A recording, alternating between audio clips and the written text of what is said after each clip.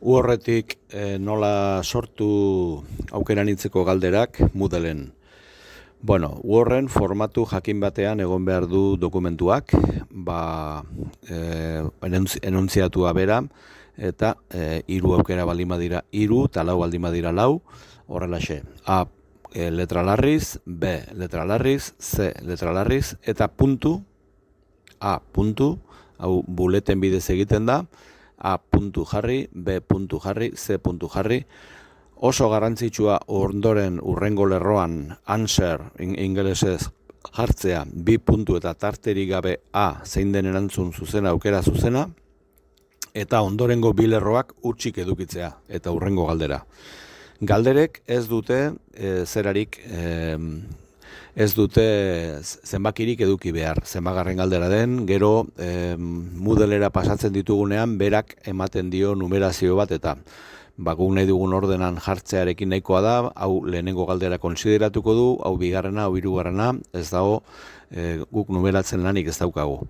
Bueno, ikusten duzuen bezala, dena prestatuta dago, dena berdin-berdin, eta orain, egin behar dena da, hau gorde, fitxategia, gorde honela, eta esan bertzaio, testu arrunt gisa gorde nahi dugula, eta nik mai gainean gordeko dut, eta izena eman diogu, C1H, C1 hasierakoa, ikastaroa, 0 unitatea, eta izena jarri diogu, komarekin elikagai laboratorioa edo elikagaien laboratorioa.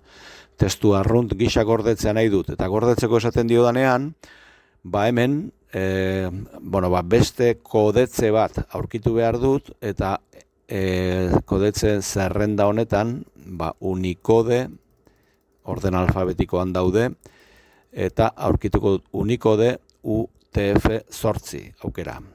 Hori emanik, A2 esan, eta gorde du. Baina Wordretik atera naiteke, eta Moodlera joango naiz, galderak igotzera. Moodlen, galderak editatzeko, ikastaroan baldin banago, C1 ikastaroan edizio aktibatuta eduki behar dut, eta hemen goian daukat gehiagotik galdera bankura joateko modua, eta joango naiz galderetara. Eta galderetan, oraingoan aukeranitzeko galderak sortzeko galderak esango diot ez balio lehenetxea, baizik eta AAG aukeranitzeko galderak entzumena, horrelako ariketa sortu nahi dut, eta aukera da sortu galdera berri bat, baina nik oraingoan ez dut sortu nahi, importatu baizik, jada prestatuta dauzkadalako dokumentu batean. Eta importaturi ematen badiot, aiken formatua eskatuko diot, aukeratu fitxategi bat, non daukadan gorde eta egin berri dudan fitxategia ikusi, mai gainean dago, hauxe da, C1H01 elikagai laboratorioa, eta esango diot irekitzeko, eta igotzeko fitxategi hori, eta importatzeko, esango diot, aukeratu duenean, berake aurkitu duenean fitxategia, importatzeko. Importatutako fitxategian galderak aztertzen, importatzen 10 galderak fitxategitik, eta jarraitu, ez dit errorerik eman, bestela emango zidan, eta importatu ditu galderak, hemen daude, 1, 2 galderak ez. Berak beste modu batera ordenatu ditu. Baina, gero nik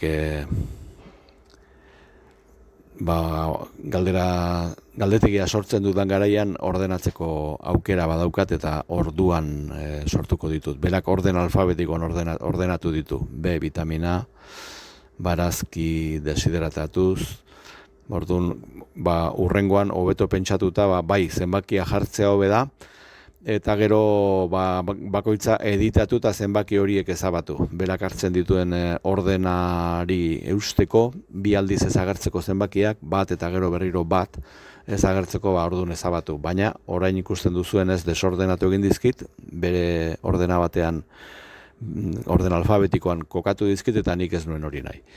Orduan, falta zaidana egiteko, horiek ja galderak hor daude, galdetegian daude, eta orain urrengo urratsa izango da, joan ikastarora, C1H ikastarora, eta ikastaroran lehenengo gaian ari naiz lanean,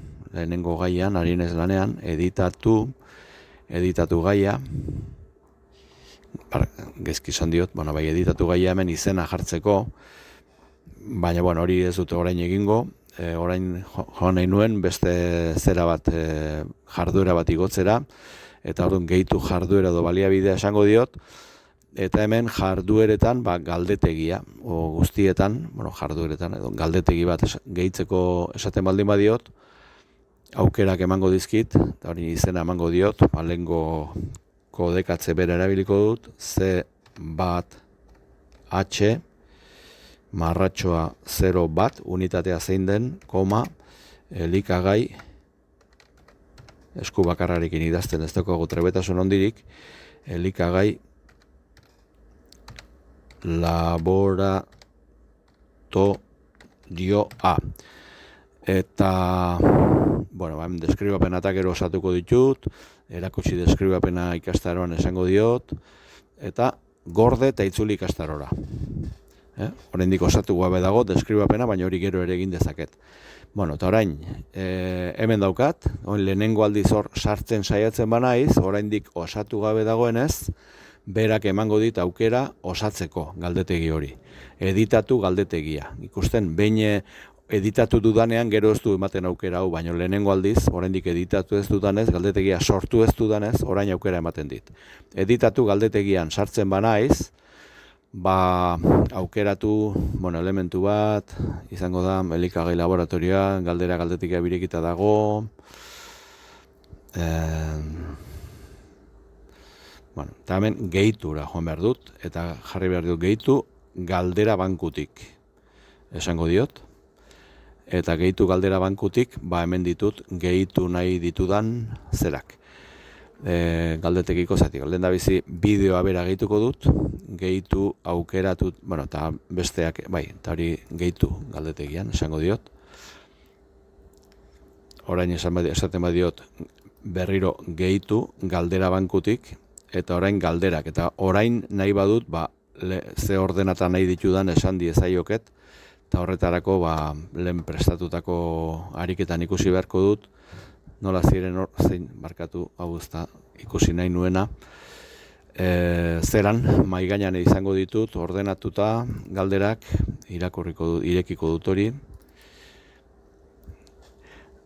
ordena ikusteko, zein ordenatan diren galderak, eta ara, kakaoz eta lekaz, lehenengoa, umeek bigarrena, laboratorioan hirugarrena. Eta joango naiz zerara, lehengo edizioan ari nintzena, lehenengoa da kakaoz lehenengoa, umeek bigarrena, eta laboratorioan hirugarrena, ez? Ordena uste dut gero antolatu beharko ditu dela. Beraz, oraingoz lehen egindako urratxo horrek ez zertarako balio, orain denak batera igoko ditut, gehitu aukera galdetegian, gehitu ditu denak, eta oain hemen daukat. Eta hau nahi balin badut gero aurkeztea denak bi horritan, jo dezagun, lehen da biziko horri batean, web horri batean eman diezadala, bideoa bera, eta bigarren horrian galdera guztiak. Eta galderak, ordun hemen dauzkat, 2-3 horri, galdera bakoitzeko horri bat sortu dit, horiek kendu ingo izkiot. Eta horiek entzeko hortik egiten da. Hoxe, eman eta ordun denak ari dira lehenengo bigarren horri horretan sartzen ari dira galdera guztiak, hau kenduta. Hori kenduta, eta orain, zenbakiak hemen ditu, baina ez da nik nahi dudan ordena hori, hau da lehenengoa, kakaoz, bigarrena da umeek normalean ez dituzte, hirugarrena da laboratorioan, eta begiratuko du zein zen laugarrena, laugarrena da orain arte, bosgarrena barazki desidratatuz, seigarrena gure lurraldean, laugarrena zen, nahaztu naiz. 1, 2, 3, laugarrena orain arte, bosgarrena barazki. Orain arte, laugarrena, bosgarrena, barazki desidratatuz. Barazki, bosgarrena. Seigarrena, gure lurraldean, zazpigarrena, B vitamina. Seigarrena, B vitamina, zazpigarrena, ondo dago. B B vitamina, 8. teknika, 9. erresoluzio, bisitatu. Teknika 8, 9. erresoluzio eta bisitatu. Kito, ordenatu ditut eta bukatu da. Eta orain gorde eta galdetegia sortuta daukat. Eta orain joaten baldin naiz berriro ikastarora, lehenengo unitate honetan sartzen baldin naiz lehenengo zeran, aurre ikusi galdetegia orain, eta ja aurkeztuko dit galdetegia geratzen den bezala. Ikusten duzuen bezala lehenengo bideoa dago. Mogurdi esferifikazioa. Eta Matxate burbuila. Ikusten ari nezela urrengo horrira joaten baldin naiz. Bideoa eten egiten du, beraz behar bada komeni zait denak horri berean edukitzea, orduan berriro galdera editatzera itzuli beharko dut, galdetegia editatzera itzuli beharko dut, eta esan beharko diot denak batera nahi ditu dela. Eta orduan lehenengo galdera, kakaoz eta lekaz egindako zabalgarria, aukeratuko dut zein den erantzun zuzena, eta horrela funtzionatzen du.